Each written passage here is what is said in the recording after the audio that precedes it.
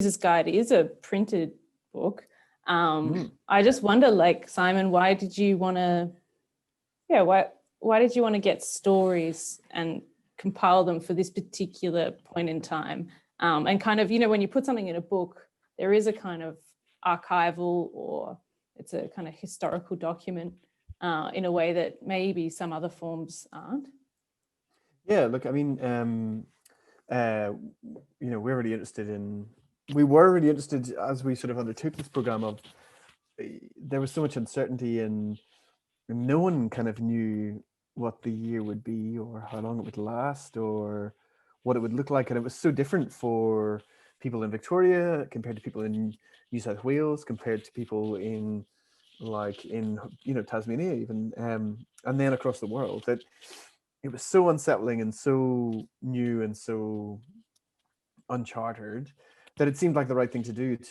to almost take I don't know whether it's a time capsule or a snapshot of what people were expressing in fiction, non-fiction, in whatever way they wanted to express it, and focusing around the sort of topic and laser targeting them towards this topic of the pandemic and where we were navigating it at that moment in time. It just seemed like the right thing to do to to allow space for those to be captured. And I mean, that's a very sort of highbrow way of looking at it, but from the other end, coming from the bottom up, it's just a chance to sort of express that uncertainty and play around with the ideas of what could be. If we take the current state of where we were and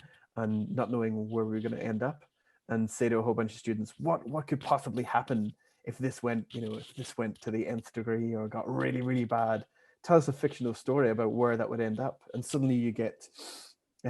these wonderful little sort of vignettes of siblings roaming through empty landscapes and trailing through houses for resources, and having these routines of one person grabs all the tin food they have and the other person goes upstairs to look if anyone's there. You get these tiny little ideas of possible worlds that don't need to be explored completely, because we're all sort of there with you, and